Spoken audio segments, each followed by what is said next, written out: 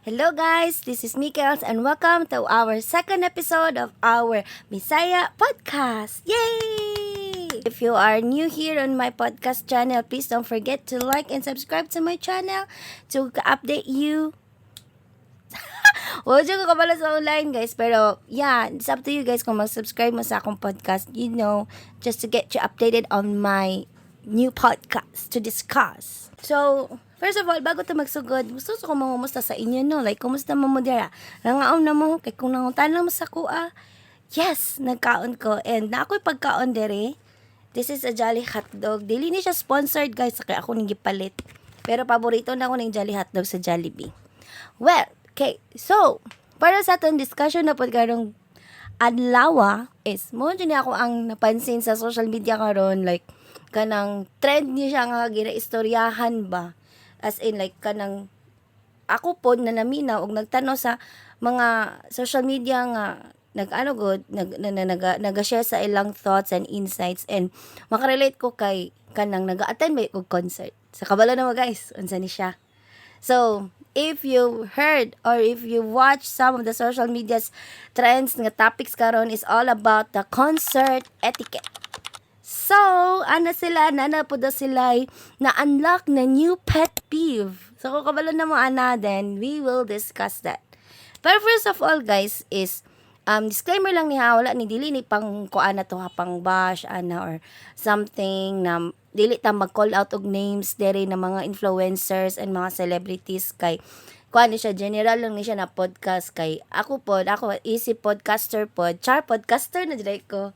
Easy podcaster is kanang ano ko ba active ko sa pag-attend og concert. Pero na ako'y ginatawag nga concert etiquette.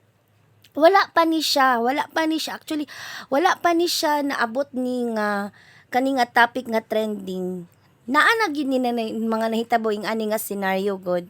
Pero karon lang gid siya ni Saba. Siguro maybe usog manggod karon ang the way nga mag-record ka with kauban ka nga naay kuan na naa ka sa moment ana god. So pero first of all, ako isip pod Bisaya, taga Davao, podcaster, char. Pero naga-attend ko concert guys. Pero kani siya nga ako ang i-share sa inyo is mao ni ako ang para sa ko ang kanang etiquette ako sa akong sarili ba kung bago ko mo attend or concert, So, okay, first off, pag naay bag-ong concert nga moabot diri sa Pilipinas, either Manila or Davao or Cebu, pag kana nga band or singer, artist is kailan nako na ako'y category ana guys kasi ginaano man gud nako akong self kung worth it ba na adtuan jud siya ana god. So nako'y ginatawag ana nga first is standard nako sa sarili ko mo attend ko og kanang concert.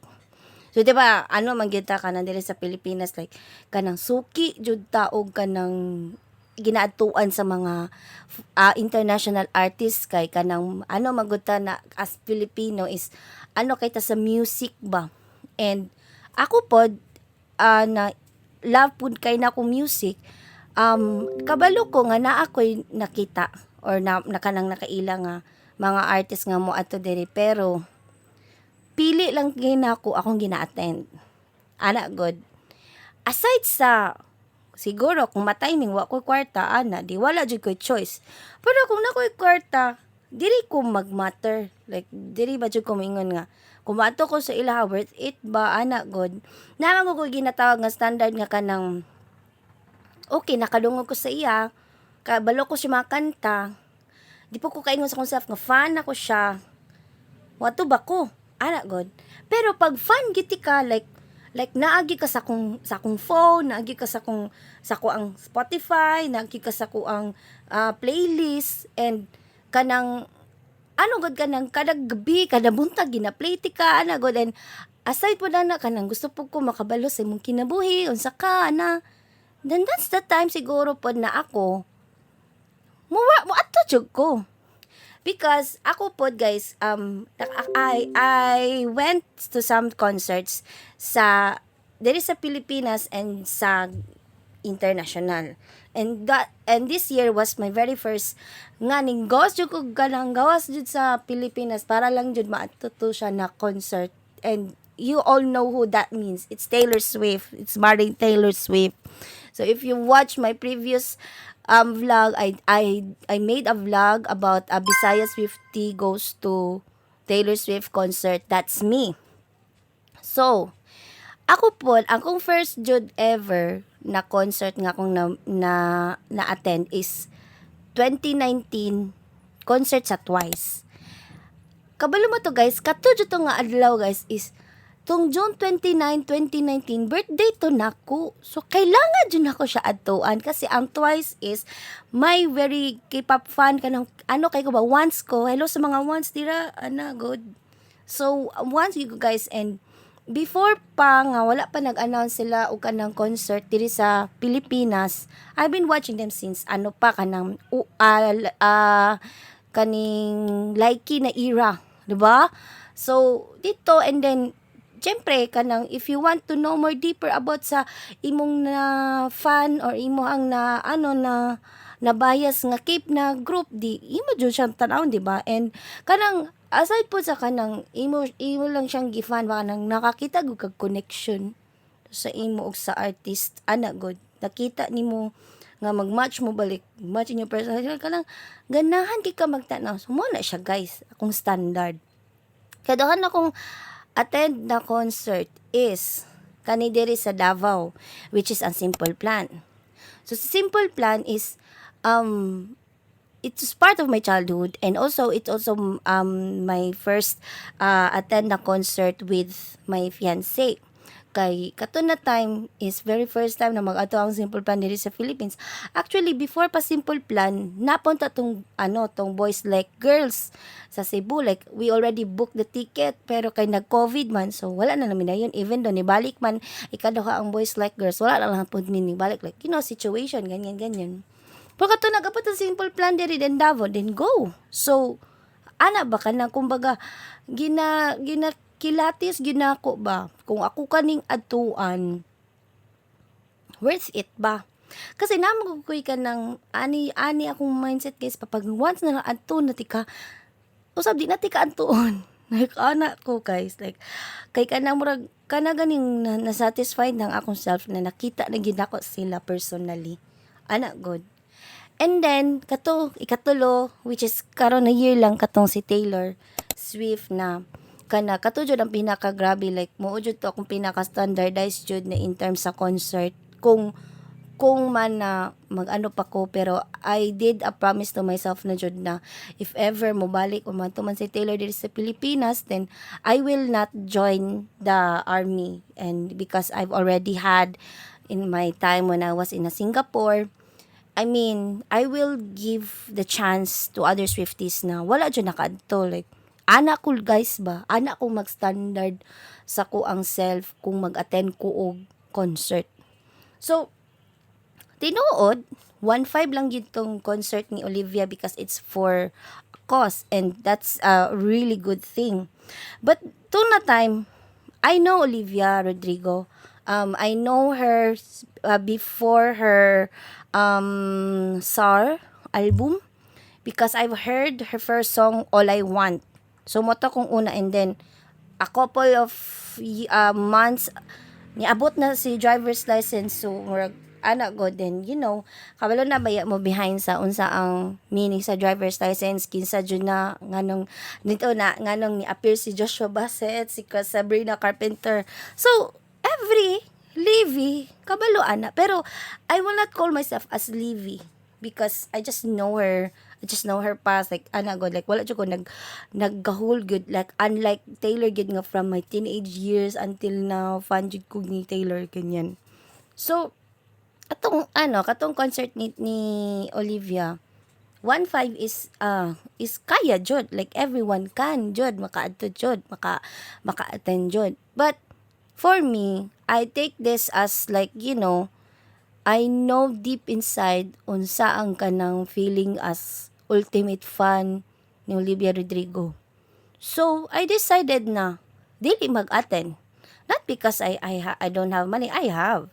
But I'm giving the chance to others, like dili ko magpabanwagon ba para lang ay ana god like gina-anticipate or gina-criticize ginako ba o kana ba nang akong adtuon na na concert is kanang malipay bagyog ko ana god. So naba jud connection si Olivia basta ana god. And when the concert was over, I was so happy because nadyo'y mga Levis nga nag-attend and so sad, so frustrating na ang majority nga nag-attend dito sa concert ni Olivia is mga banwagon jud, like guys, oh my god, ana god. So and then mo na siya guys, nakoy standard jud sa pag-attend. So and that is my first thing as concert etiquette, And yes, connected dito sa ikaduha is ang location. Dirita karon guys sa location. Karon, nadyo ti mga ubang concert nga kanang manghinayang jud ko balik. So yung mo wadyo ko ka-attend ulo jud ko ning go. Pag kani jud na location ang gamiton, ang PH Arena, Philippine Arena, like kalayo good. Because pag mag-atok mo gud ko Manila, laam mo gud ko mapuy-an sa Manila, like. Pero pag iingon gani ang concert kay Philippine Arena na naana jud ko nang kumanten good. Di ba sa ingon nga I mean honestly wala pa ko katuog, wa pa ko kasulod og Philippine Arena, pero nagabiyahe man gud me before kay ako ang ate na sa Clark, Pampanga. So maagian jud nako ang Philippine Arena and I know unsa ka siya kalayo. And makita po nako sa mga videos po sa uban na unsa ka crucial gud kung mag-attend kag concert nga na kalayo ana god. Unlike man god if naka sa Singapore kani siya maingon nako ha.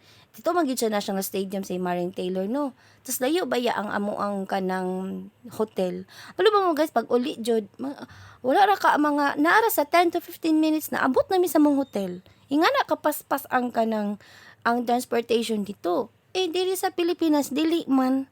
So antod sa syempre na may mga style, mga hacks pero ang ako ang ginaisip ba ang ako ang self kung unsa ko kahago kung mag-adto ko plus what if wala ko'y kauban ana god, although I attended man na solo ko mag-attend og concert, pero pag when it comes sa Philippine Arena di ko pasalig like ana god like ana pag Philippine Arena gid guys like ana jud ko ay Philippine Arena ana god wala ko'y against sa Philippine Arena kay ay nandako man siya no. But I think I have more I think there will be upcoming arenas or I don't know in the future. Then let's see. Pero kana jud location ang kalayo sa location. Kana lang siya. Muna ako ang kaduhang concert etiquette nako location.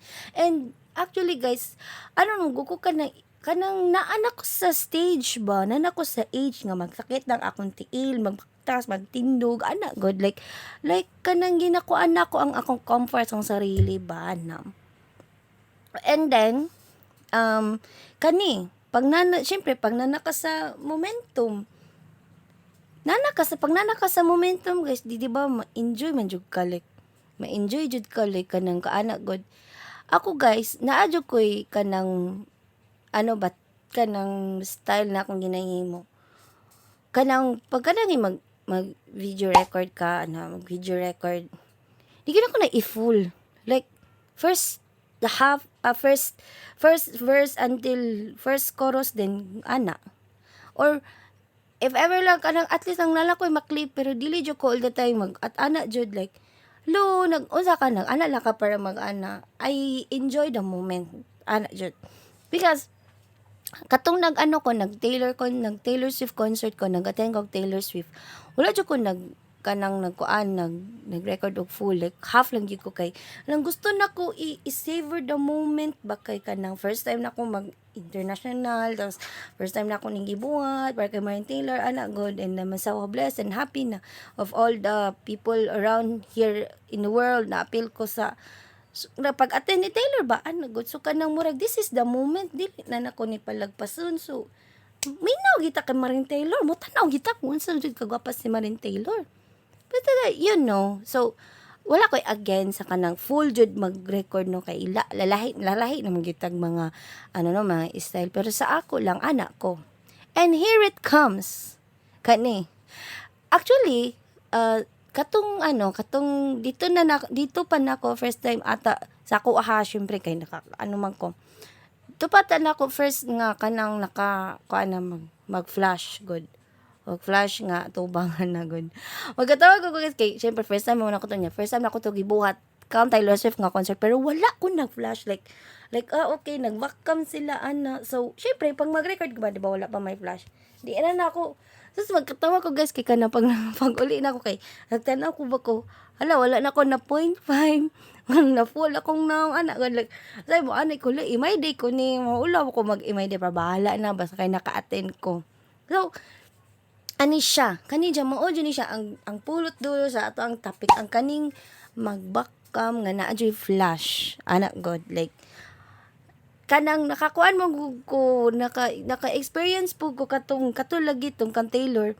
Wala na ko siya gi-appeal og kanang post sa social media kana mo gud kadali lang ko nag-flash like anak kay kanakabalo jud ko kung unsa jud siya kasulaw sa imo sa likod ba. Pero pagtanaw nako namagoy ka ng unwanted na part ba nga naa sa likod nga na god so murag ever since nako ato na experience ako dili na ko mag-ingani kay kanang uta kabalo ba unsay kuan sa likod sinitabo sa likod anak god. So kanang lang ta kanang cautious lang siguro ta anak god. I mean dili man gud ma-please ang tanan no nga mo magbuot man ka dapat mag-enjoy ka. Yes mag-enjoy medyo ka pero kanang kuan ba kanang tawag ani kanang god enjoy the moment ba nga enjoy the moment nimo and then conscious ka kay ako pud sa ko ang conscious pud ko mo nang wala kay koy backcam nga ana god niya ana lang ko niya kadali lang din jud like di ako mag cellphone ba mo di ako magtan-aw lang jud ko ana and napoy ubang songs pod na wala na nako dili na nako need nga ganang gi-record kanang gitara og ginako kanang ikaw ba you paid what you watch for ba ana gud siya guys. And kanay sa seats so before nakatry jud ko VIP standing mga standing hala warrior kay nino gamay kay ko no so gamay kay ko guys dili kaya day kanay ko lang kadali lang kay ko kanang na kay ko walang ko niya nagsagol ng amoy sa mga tao sa VIP standing so that's why pag kanang nakoy kanang upcoming or kanang i-attend na concert mulingkod na lang gyud ko like bahalag layo kay katanaon ta ka basa ako komportable ko nga paminaw ko gatanaw ko sa imo komportable ko dili sa akong sitwasyon good guys. So yung anak ko magkuhan po another etiquette po na ako sa seats. Pero wala problema kung ikaw active pa kayo ang imuhang kiilog bagtak then go kung mag-VIP standing ka. Pero kung ikaw pareha ka sa ko nga murag ka na di naman ako kayo ba at least naka-try po ta nga nag-VIP standing. Mas mo to murag ka anak ko na. Okay. Dili na ta maglingkod na ta ana. So, yeah. So, isa po na sa akong concert etiquette. Like, again, I will still be kanang bantayunon po na ako kung sarili na. Maunsa ko pag mauli. God. Katuanan kayo tag kanang podcast karon guys. Bakay kanang, gani kanang unsa jud ang ginapag-usapan karon pero at least ikaw kung wala pa ka attend or kanang naka-attend na ka and naka-relate ka sa ko and you have also other suggestion then comment lang mo diri sa comment box diri agud para at least sinabtanay ta ba magka-relate taan and yeah lastly ang OOTD so OOTD kanang kada concert naa jud kay attire god pero kanira jud ako maingon nara nimo kung gusto ka mag OOTD depende sa theme sa artist nga imuhang atenan pero ako magud ato na time kay Taylor like magyug ko diri di mag-OOTD na ta magpili na ta unsa atong favorite album sa ko ang gipili ato is the 1989 na na album. So it was like pastel blue or something. And syempre, this is also one of my favorites, 1989. And I love blue. It really depends on you. Kasi naman dyan uban sa concert, pasig nagtuo, manggod mo na. Naman ko'y nag-message pud sa kuha. Like after ato nag-attend ko, nag-message sa kuha ba nga, kailangan gid nga ka nang mag-attend yung ka, like mag-OOTD yung ka pang mag-concert sa, ana po ko, dili, uy, ka nang, lang man ka nang, naraman ni mo, mo appeal ka sa, kanang attire o OOTD. Naraman na si imo, pero, ikaw, pwede na good mag-t-shirt ka naman. Yung uban no, nag-t-shirt lang. Nara ni mong asa ka comfortable. And, kani, aside po na at the same time, enjoy ni mo ang mong concert. Ang good thing po, pag nakikuan sa concert, kay makamit kag new people, kasabay ni mo ka na makatapan ni mo mong kaila, good. And, you will, like, dyan ka nga, wow, grabe kalawak ang world dyan na kanang mga tao ba nagtapok-tapok kid aning area or aning nga concert nga kanang lagyo pa kayo gipambiyahe good. So mo na to ako ang mga concert etiquettes, list of my concert etiquettes para sa inyo guys diri sa ato ang Bisaya podcast. And I hope nga kanang ka-relate mo or kanang kung naamoy gustong idungag, can feel free to comment number comment box below. And yeah, so karon sa mga upcoming na pod na concert or kung attend ka concert sa 21, then I'm so happy for you. Black Chucks, everyone. So yeah, I hope you enjoy my podcast today, and if you relate to my podcast today, please don't forget to like to my podcast and subscribe me so that you will have wala jud ko kabaloon sa akong ilinya. Basta kay pa mag-subscribe mo guys para naa may update sa akong mga new podcast na pod. So I think that's it for today guys, and I will see you on my next episode of my Bisaya podcast. Bye bye.